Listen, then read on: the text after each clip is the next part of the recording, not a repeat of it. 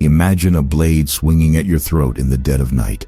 You don't have time to open a scroll and check your defensive stances.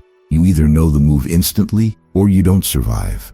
Fast forward to today, and we face a different kind of survival. People spend night after night packing facts into their brains. They highlight, they reread, they cram. But when the pressure hits, their mind goes completely blank. Meanwhile, Japanese students effortlessly lock away over 2,000 complex kanji characters for life. They aren't born with better brains. They don't possess some magical genetic memory. They simply know how to trick the brain out of its natural desire to forget. Scientists call it defeating the forgetting curve. Your brain is actually wired to throw away new information within 24 hours. It treats new facts like useless visitors unless you give it a brutal reason to keep them.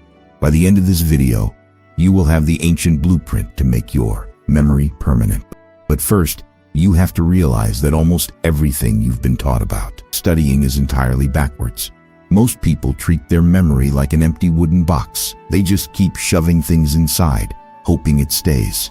They focus entirely on the input, but they ignore the only thing that actually matters: pulling the information back out. Hundreds of years ago, young samurai were sent on a brutal journey called Mushishugyo, a warrior's pilgrimage.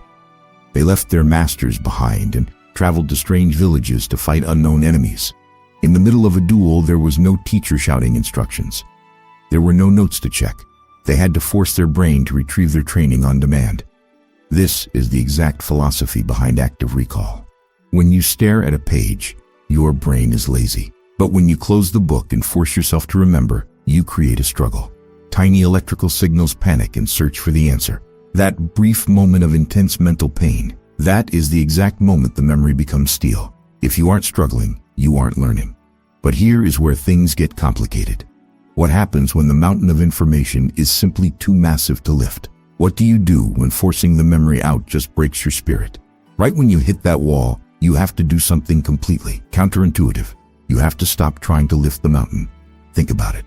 In modern times, we idolize the student who studies for 8 hours straight. But in Edo period Japan, the greatest masters knew that exhaustion was the enemy of mastery. There is a legendary story of a sword master who took on a highly eager student. The student demanded to learn the deadliest techniques immediately. Instead, the master took away his sword. He handed him a broom and told him to sweep the courtyard. For a whole year, the boy did nothing but sweep. Just when the boy was ready to quit in frustration, the master attacked him with a stick.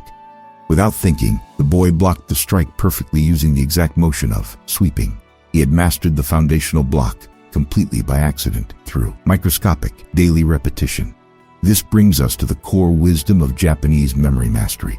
Let's break this ancient philosophy down into 3 brutal, actionable truths. Pillar number 1, the bamboo principle. Modern students try to learn 10 chapters in a single night. This is a surefire way to guarantee you forget everything by morning. Instead, the Japanese employ a philosophy seen in the world-famous Kumon Method. You take the information and slice it into violently small pieces. You master one tiny, pathetic-looking step at a time. It feels too easy. It feels incredibly slow. But a 1% improvement every day makes you 37 times better by the end of the year. And once you learn that tiny piece, you must water it like a Zen garden. If you dump a bucket of water on a seed, it drowns. It needs a few drops today, a few drops next week, and a few drops next month. This is spaced repetition. Review your notes for 5 minutes before sleep. Look at them again in 3 days, then a week, then a month.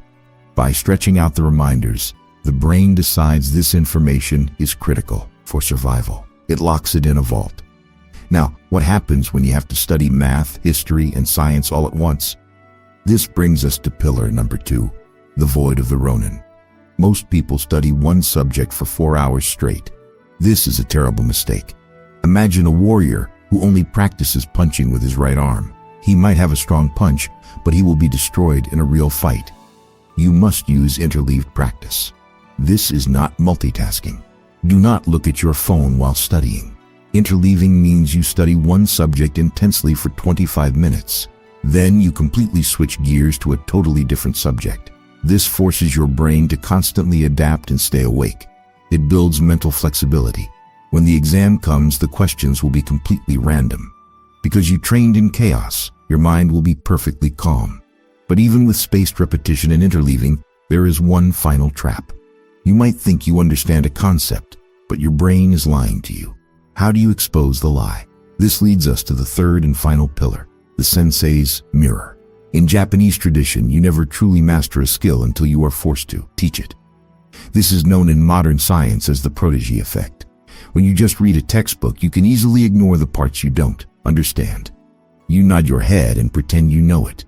But try explaining that concept to a beginner.